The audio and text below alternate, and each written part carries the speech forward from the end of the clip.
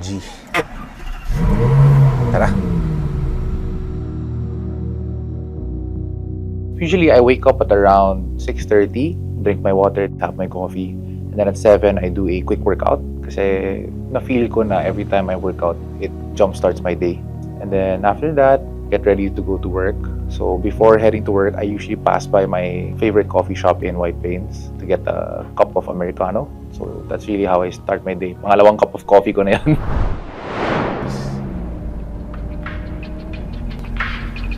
So we're here now at Second Skin Industries.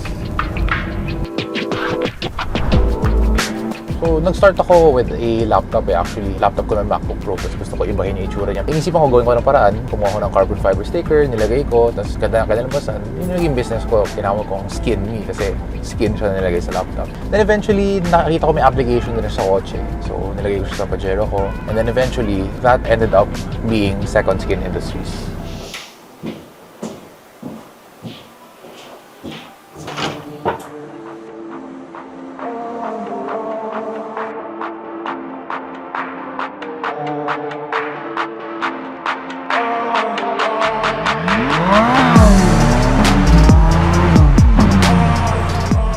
When I got my first dream car ko, which was the C63, expired na yung tires niya, and I was asking around, and ang recommendation sa akin was to use Michelin tires kasi yun daw yung the best. To be honest, after ko siya gamitin, nakita ko talaga na sobrang okay talaga yung performance niya. All my cars after that, even to this Ferrari 458, pinalitan ko talaga lahat ng Michelin tires kasi wet or shine, kapit na kapit ako and I feel safe.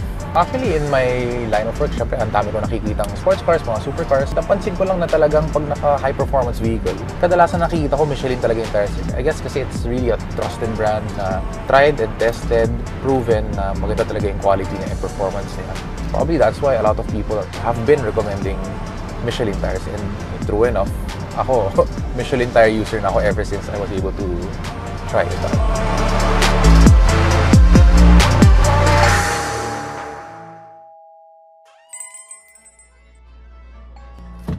I'm Archie Chiang, owner and founder of Second Skin Industries, and a proud user of Michelin tires, and that's my life.